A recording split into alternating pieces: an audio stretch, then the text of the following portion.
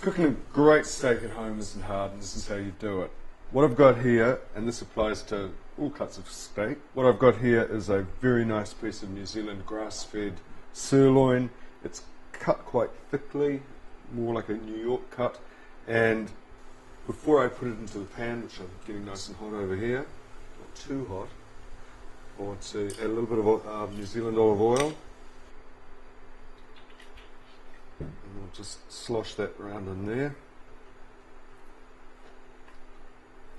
And I'm going to season it with salt and freshly ground black pepper.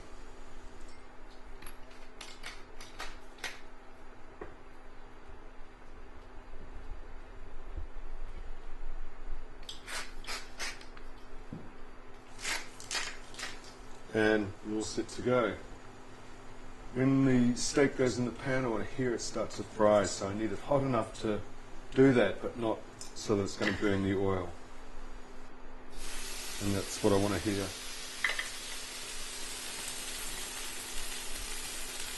There is a myth going around that you seal it on both sides to seal in the moisture. It's a lot of rubbish. You can't seal moisture inside meat with high heat. What you're doing is you're getting those flavors that humans really like, the browning flavors. And that's going to make it look good, and it's going to make it taste good. So that's why you put it over high heat and get it sort of nice and brown before you start cooking it. Now that's quite a hot pan, I can tell, because there's lots of steam and a little bit of smoke coming off that. So I'm going to turn it down just a touch. It's quite a thick piece of steak.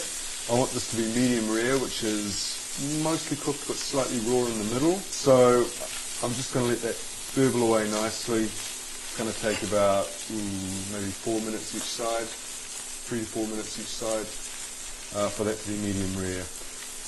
You may have noticed that I've left the fat on. I particularly do this especially with sirloin steak because of course it's going to lubricate the steak as it cooks, keep it nice and moist, and it's also going to make it taste really good. You can decide later whether you're going to eat it or not.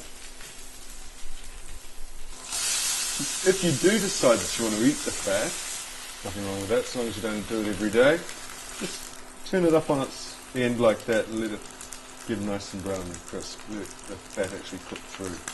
I'm not going to eat the fat, so I'm not going to worry. Turning the steak basically just slows down the cooking. It's not really going to affect the inside, it's the amount of time it spends in the pan which gives you the degree of cookery. I'm quite a curious cook, so I tend to turn it over because I like to see what's going on. Perhaps the easiest way to tell how cooked the steak is to gently just prod it. Don't squeeze it, and don't be one of those people that loves to poke and squeeze their steak, because you're basically squeezing moisture out of it. Don't do that. But if you want to find out if it's cooked, you just give it a little press, and if it feels soft, it means it's raw. If it's springy, it's starting to get cooked. So what I'm wanting is, I want medium rare. I want it to be a little bit raw in the middle, but when I press it, I want it to spring back quite quickly. It's actually not doing that just yet, because that's quite a thick piece of steak. So I'll just wait for a little while. In fact, I might even turn it over. It's quite a hot pan. Okay, so look, when I press this, it springs back quite quickly. I hope I haven't overcooked it. So I'm going to take that out of the pan.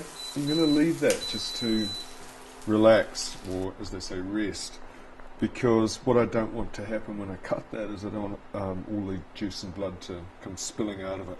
So if you let that rest, the whole thing calms down and the juice will stay inside. So here's the delicious pan-fried piece of sirloin, and it's been resting for about 5 minutes. So we'll just slice it open and see where we're at. And there we go. Just on the rare side of medium rare.